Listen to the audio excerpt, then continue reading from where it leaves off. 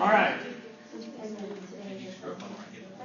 So I've now made like, I don't know, 16 of these videos, and so I've watched just the beginning of a few of them, and every one I start out, I do the same thing.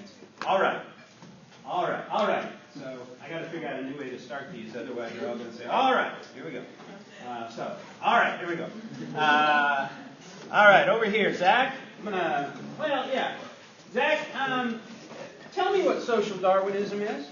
It's kind of like the belief that certain types of species and races in the world can evolve on their own without intervention from anything, and develop new traits and mutations to survive. Okay, all right. Back up for us. Briefly, distill Darwinism for us. I mean, just what it is. Survival of the fittest. It's survival of the fittest, but it's also called, he discovered, so to speak, he discovered something called natural selection. How does natural selection work in Darwinism? So it's that the survival pretty much. So the smartest people are the strongest people and stuff like that. Wait. No, we're talking about biological Darwinism. We're not on social Darwinism right now. I want to do Darwinism first. Okay. So the specific traits that certain mutations or species have allow them to survive longer than other people, and some mutations happen. Okay, so what you're saying is that he argued that something called natural selection essentially selects out populations of organisms that have characteristics that will make them more successful or survivable, right? And those general populations that don't have those characteristics will eventually die off. Okay? So before we get to social Darwinism, let's just be clear on Darwinism. In 1859, he wrote that seminal book, Origin of Species, in which he articulated a new mechanism, this mechanism of natural selection. And would you say on this point, Zach, because it seems like you have a pretty good idea of this, is it fair to say that Darwin kind of thought he had demystified development of things biological? Yeah, he thought he figured out why and how different species mutate and how everything evolves into. That's right. So this was kind of the law, right? Yeah, that's what he thought. Yeah, kind of the law. It's natural law. This is the way it works. And as you said in your initial answer, which I'm glad you said, I just want to bring everybody back to it.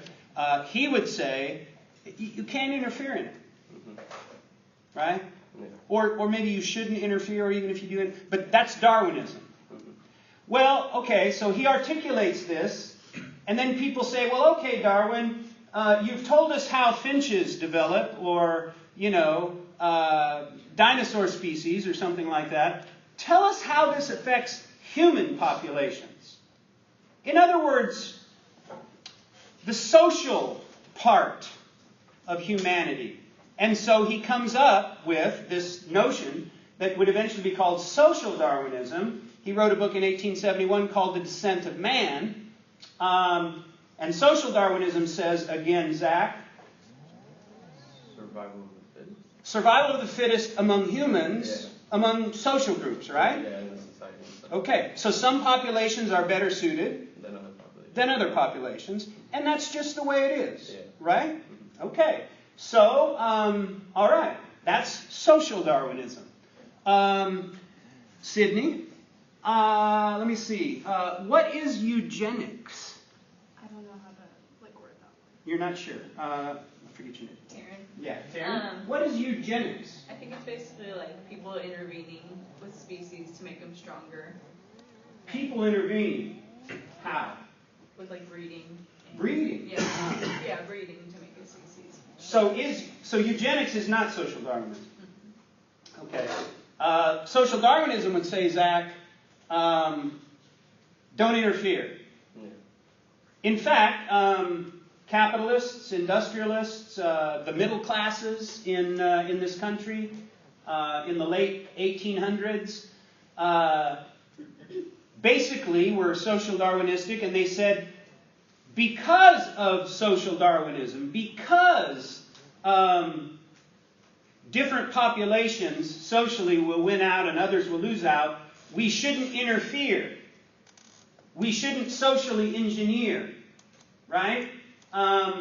Because if we do, we're just messing with Mother Nature, right? So social Darwinism is an explanation for why some people end up on the top and some people end up on the bottom. And it would seem to be kind of scientific, right? You follow me? This is part of the development of science in the 19th century.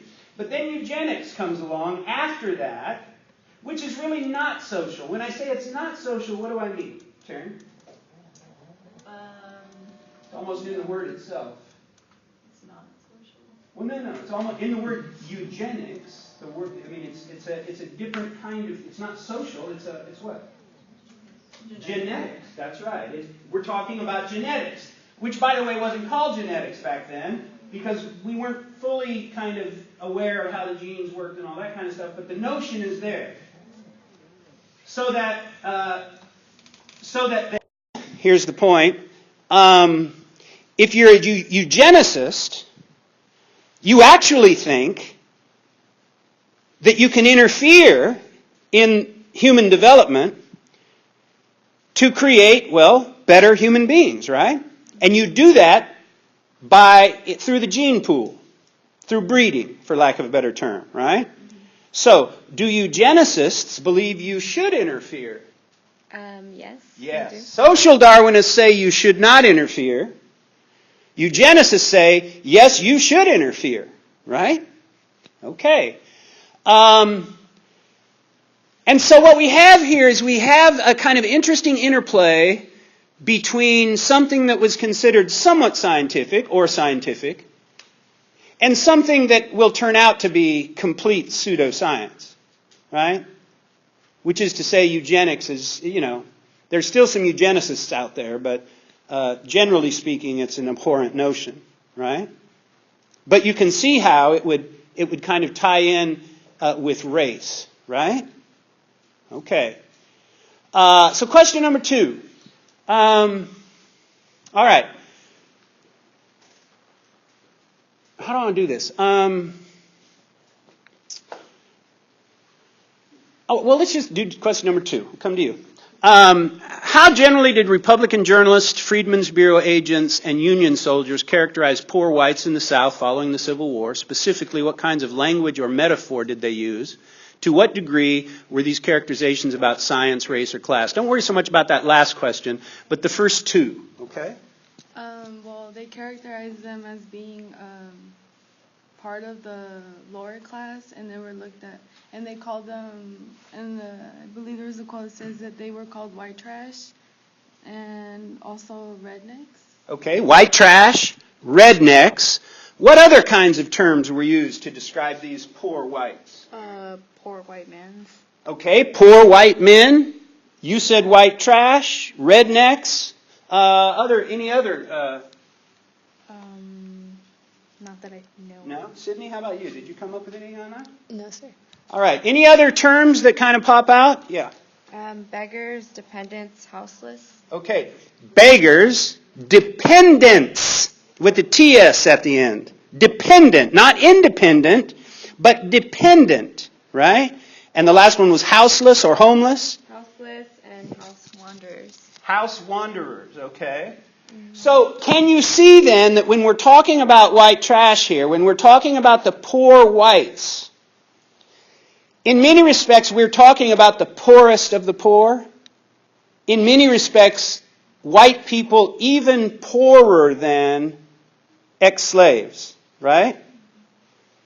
Who, by the way, found it sometimes even more difficult to meet success than did the ex-slaves, some of whom were beginning to be educated and meet with success in the business world and that kind of thing, right? So this is what I want you guys to wrestle with here. Well, let me ask this other question. Let's go down to question, is it number, where's the one about race and class? Is that question number 1? 2. All right. So I'm going to come over here to you guys, or I'm going to come to you guys. What's the difference between race and class? Well, race is what they are, and class is more of where they are socially in the economy, I think. Okay. What they are. I had to laugh because recently, I forget exactly how it unfolded, but President Trump was in a social situation. He asked something about somebody's ethnicity and where are you from or something like that. And she said something like, oh, I'm from wherever. And it didn't satisfy his inquisitiveness about her racial background. And he said, no, but who are you or where are you from? Something like that. It was this desire to kind of determine what her race was, right? So you said race is what they are? Well, I didn't know how to word it. Yeah. No. And it's not like it's, let's face it, it's not something we talk about in polite society, right? So all right. So it's what they are, and class is what? Where they are socially in the economy. Okay, say more about that. I like that, but say more. Be more precise even. You said where they are socially in the economy. What's that mean? Where they stand. Okay. Do you mean whether they're poor or middle class or rich? Yeah. Okay. So yeah, class has to do generally with how much money a person makes or doesn't make, right? Okay. And so we organize ourselves around class. We organize ourselves around race also. Okay? Now, this is a review question from the first two readings. What have our first two authors argued about the origin, Amanda, of race? Where does race come from? Does it come from biology, according to our two previous authors? No. Okay. Doesn't come from biology, our two previous authors would have argued, and I think this author would argue. Yeah, but it's kind of, Where does it come from? it's to, like, separate and kind of distinguish and characterize people. So it's, like, more forced than, I think, like the authors would say. I think it's kind of more people influenced. Okay. Are you saying race is created? Yeah. It's a creation of man? Yeah, because I mean, scientifically, the only reason why your skin is like pigmented, and that's like very split.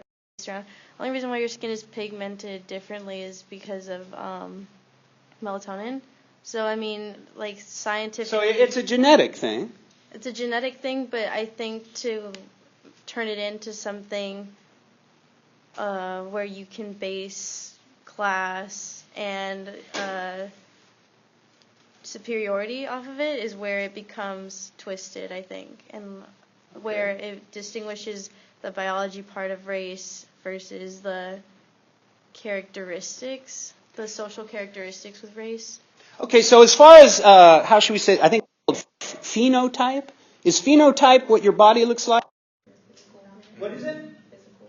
Right, phenotype is physical appearance. So you're saying that there is a genetic component to phenotype. The shape of my nose, how my ears look, the hue of my skin. Yeah. There is a genetic component. Yeah. And we're not saying that that's a creation by humans. That's just, well, however it started or got to, that's just biology, right?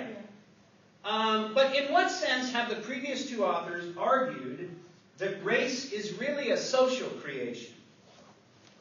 I'm not entirely sure. Okay. Yeah, in what sense have our two previous authors argued that race is a creation of humans and they do it for social and political reasons? Do you know this one? I'm avoiding you because you weren't here last time. Yeah. It was more creative to kind of like create the social divide, like between white and black and superior. Right. Okay. Did I say in this class? Did I say that race doesn't produce racism? Racism produces race. Did I say that? I don't think it says. Okay, well, Coates, the first guy that you read, although he didn't say it in that particular piece, I don't think, his argument is that we didn't arrive at racism because of the difference in phenotypes. We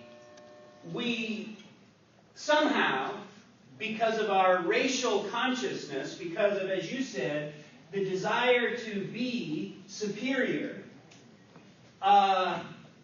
what we did is we created social categories around race. So notice the argument is that racism created race. Now, W.B. Du Bois, remember the reading last time, and how he wanted to walk in the muddled middle? This double self, remember? This notion that he was both an American and an African American. And he had to look at himself. He was forced to look at himself through other people's eyes, which that was the kind of African American part, maybe.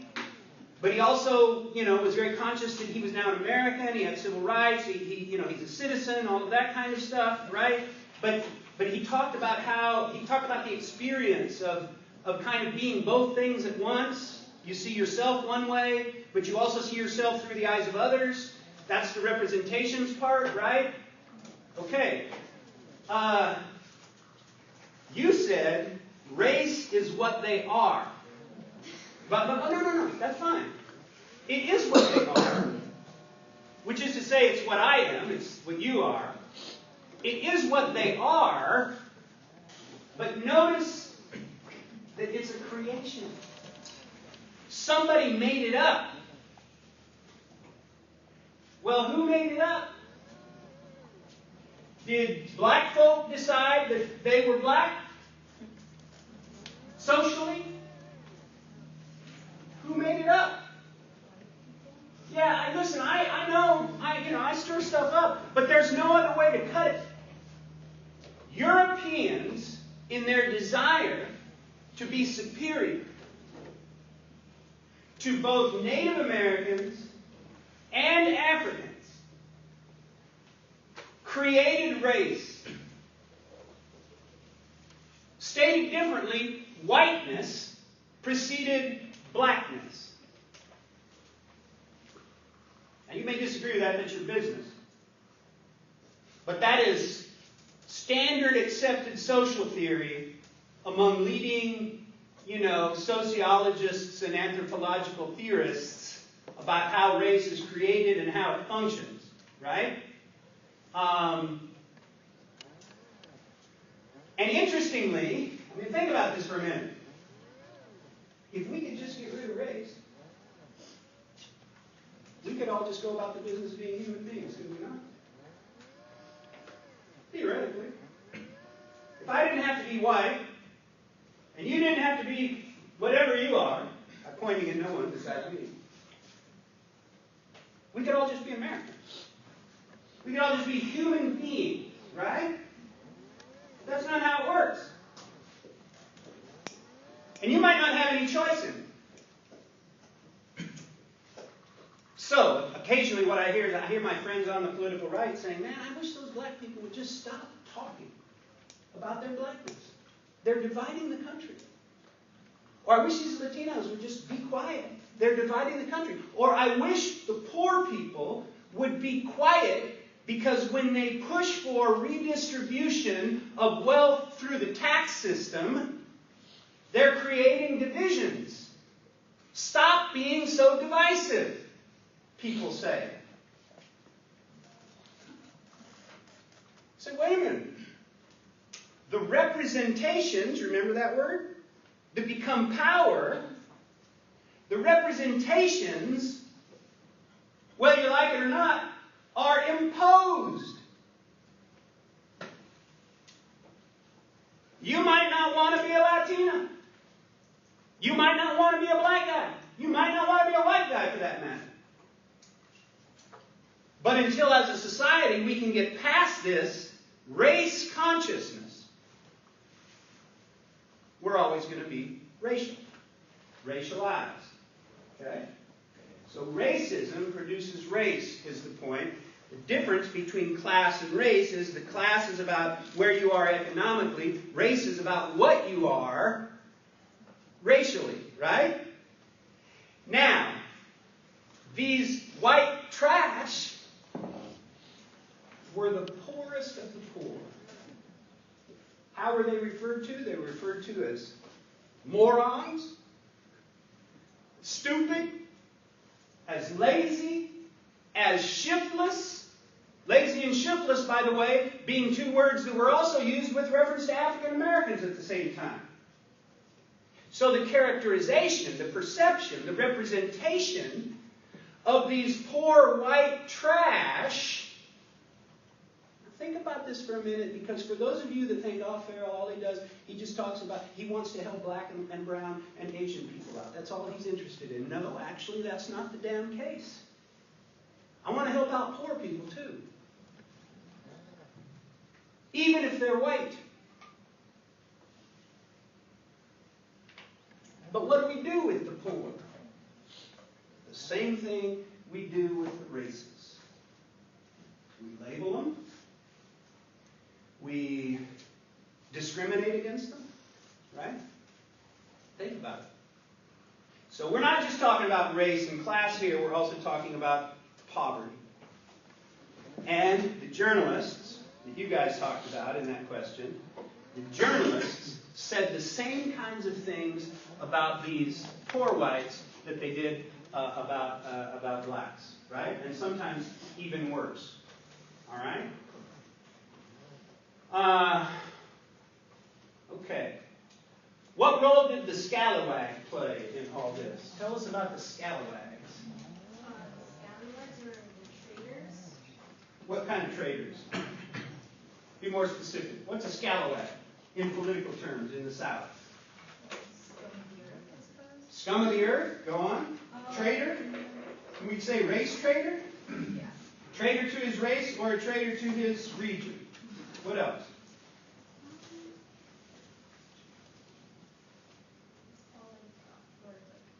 Okay, what were Scalawags politically, Michelle? Politically, which party would they have been a member of? The Republican Party, right? Which would have made them allied with whom? With Northerners who were coming down in Reconstruction and trying to, notice this, re-engineer the South, rebuild the South, reconstruct the South. So, they're Republicans. But where have they lived their whole lives? In the South, right? Have they always been poor? Yeah, they pretty much have always been poor. They're your poor farmers. They're not your plantation owners, who, by the way, at this point in time would be Democrats, but they'd also be largely disenfranchised during Reconstruction. After Reconstruction, once segregation and Jim Crow come into effect, who then is in power again? Affluent, powerful, former landowning plantation owners, right? That's how it works. And blacks are increasingly disenfranchised. But what happens with the Scalawags? The race traders, what happens with them? What do they do, largely? To swing the balance of power in the South to the plantation owners who are white. They managed to, I guess, band together African Americans. No. What they will do is they will cave in to the political pressure, the terror of the KKK in the South, the racial violence. They will cave into that and they'll say, okay, enough. We're principled, but we're not going to keep this up because we'll end up dead. So notice that the KKK was not just focusing its violence on blacks who were successful, they also focused their violence on whites who were considered to be race traitors. Right? Scum of the earth. Right? So, Scalawags make it hard for us because they're white. And yet, on the social pecking order, Jeremiah, on the social pecking order in the South, where do white trash fall relative to, say, ex-slaves? I would think a little bit above scale. Rethink that. A little bit below. That's right. And you attach the meaning of the scalawag thing on, and it interestingly drops them below socially, even, pardon the expression, even these ex-slaves, who may or may not, in my mind, as a plantation owner, now disenfranchised in 1870, but soon to be enfranchised again and in power, these white folks who are so bad that they're actually below my former slaves. And then I'm above them. Right? So here's the point I'm trying to get at. It's nuanced, but as much as we're talking about race and segregation and, class, we're also talking, we're talking about white poverty also. Okay? So then, in eugenics terms,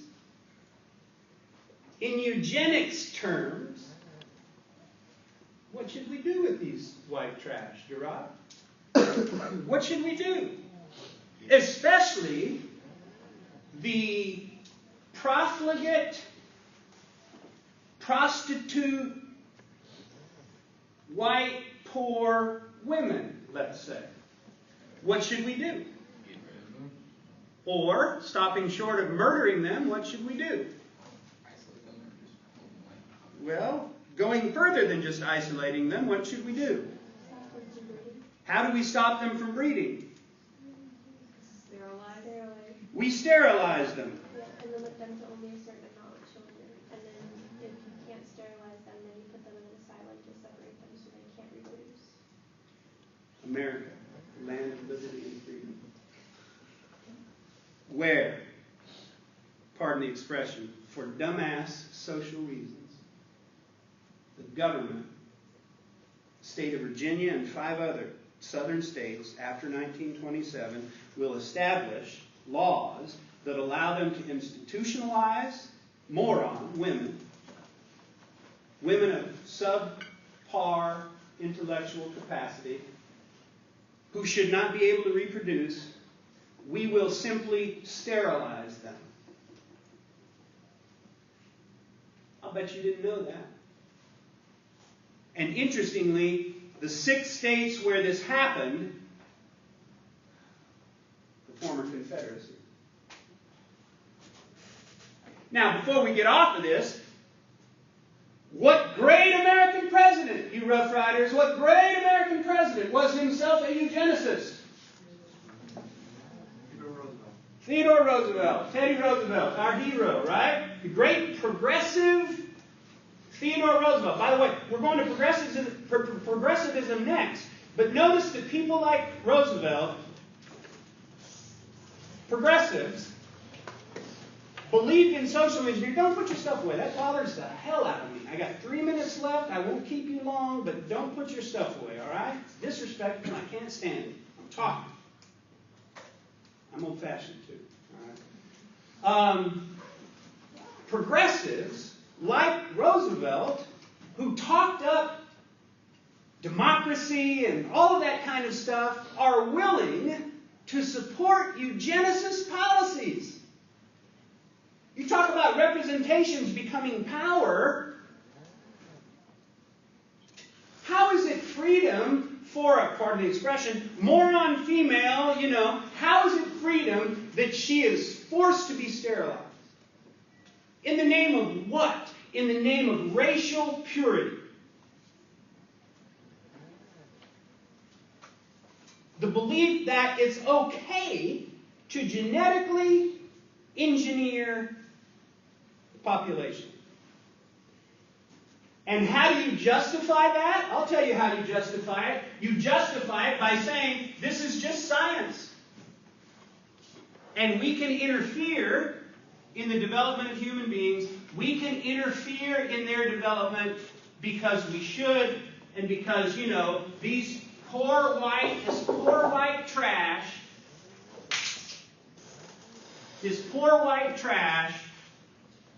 is worthy of sterilization. Why? Because we want to keep ourselves pure.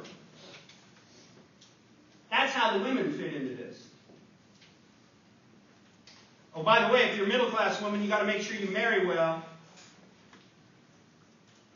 Marry a good guy who's going to, give you a lot of offspring, because we need to keep our population up. I'll finish by saying, there's a lot of talk in this country about how in 2042 America's going to become a minority-majority country, meaning that the majority of people will not be white. Can I ask you why that should matter? Really? It's the dumbest damn thing, What difference does it make? I'll tell you what difference it makes. White people are afraid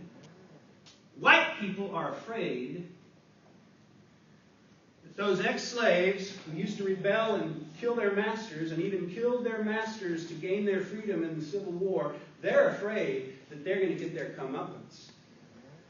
Don't you underestimate for a minute the fear in the political right now of this very thing, and don't underestimate for a minute the degree to which the administration is exacerbating those tensions on purpose. So you may disagree, and that's fine, but it's actually somewhat reasonable to say that make America great again might mean make America white again.